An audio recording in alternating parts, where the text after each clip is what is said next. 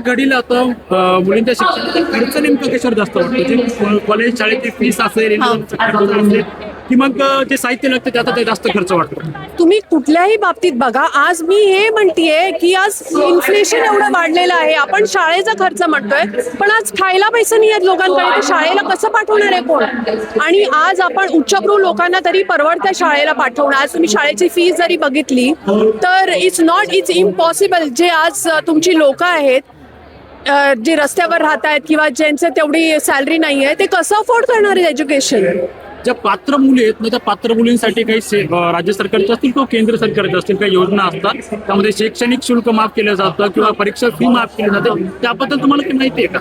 So मला असं वाटतं, आता तुम्ही मला हा प्रश्न विचारलेला आहे, मला स्वतःला ह्याच्याबद्दल माहिती नाहीये, तर तुम्ही मला हे सांगा की ही प्रचलित नाही आहे, हे जरी हे अवेलेबल आहे, योजना तुमच्यापर्यंत पोहोचलेल्या नाहीत, म्हणजे इतरांपर्यंत पोहोचलेल्या नाही. जर माहिती नाही आहे त्या योजनांबद्दल, तर आय डोंट थिंक किती लोकांना माहिती आहे. तुम्ही मला सांगा या योजनांबद्दल. या योजना फक्त मे बी पेपरवर असतात, पण ह्या लोकांपर्यंत कधी पोहोचतच नाहीत. तर मग कसा याचा उपयोग करून घेणार आहे आणि कसं आपली पिढी पुढे जाणार आहे? आज जग AI बद्दल बोलतोय आणि आज आपण काय कुठे चाललोय आपण? राहुल गांधी आज पुण्यामध्ये छात्रवृत्ती ऊर्जा कार्यक्रमाच्या माध्यमातून ते मुलींशी संवाद साधणार आहेत. काय वाटतं नेमक्या कार्यक्रमामध्ये? कारण की आता जर बघितलं आपण मागच्या अनेक दिवसांपासून CJPचं आंदोलन असेल आणि आता काँग्रेसने देशभरामध्ये छात्रवृत्ती गुंज कार्यक्रमाचं आयोजन केलं आहे. बदल घडू शकतो?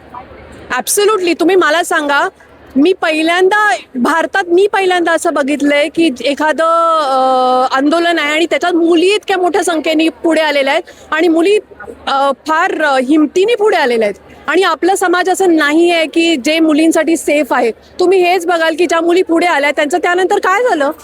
त्यांना इंटरनेटवर डॉक्सिंग केलं गेलं, त्यांना घाणेरड्या शिव्या घातल्या गेल्या. सो आणि तरीही त्या मुली पुढे आल्यात आणि आज तुम्ही बघा एवढे ते पंतप्रधान पदाचा चेहरा म्हणून बघतायत. ऍब्सोल्युटली. मला वाटतं जेनझीच का, आम्ही सगळेच राहुल गांधीकडे पंतप्रधान म्हणून बघतोय, कारण की वी वॉन्ट समथिंग न्यू. म्हणजे आम्हाला कंटाळा आलाय हे मंदिर मस्जिद, हे Hindu Muslim. Please, we cannot survive in a world that is going at breakneck speed if you going to keep talking about the history. आता राहुल गांधींकडून मग नेमक्या काय अपेक्षा आहे? जे ते करतात, I think he is doing a fantastic job आणि I think he should continue doing this.